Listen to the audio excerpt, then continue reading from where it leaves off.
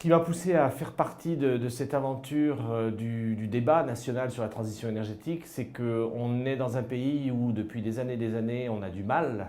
à mettre en débat la politique énergétique,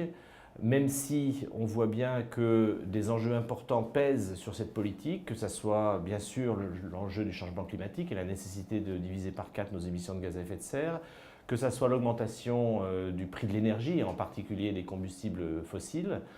que ce soit aussi l'imminence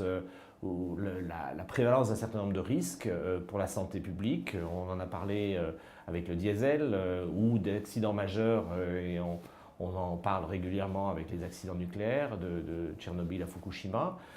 Et donc la nécessité de mettre en débat cette politique énergétique pour que l'ensemble de la société arbitre et définisse la politique qu'elle souhaite pour demain, en ayant soin d'arbitrer entre ce qu'elle demande. On a tous besoin d'énergie, on veut tous de l'énergie au quotidien. Et ce que ça implique comme avantages, inconvénients, nuisances, risques, mais que ces arbitrages soient pour une fois faits de manière concertée avec l'ensemble des acteurs. J'attends de ce débat déjà qu'il permette de porter une nouvelle lumière sur les questions énergétiques qui ont été trop souvent en France masquées par un certain nombre de choix qui avaient été faits dans le passé de manière stratégique mais peu démocratique. Je pense en particulier bien sûr à l'orientation française de produire son électricité à partir de nucléaire. On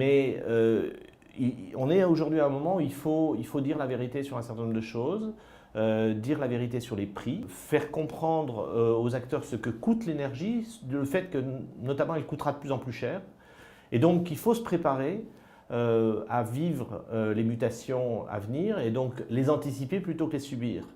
Et puisque effectivement l'énergie va coûter cher,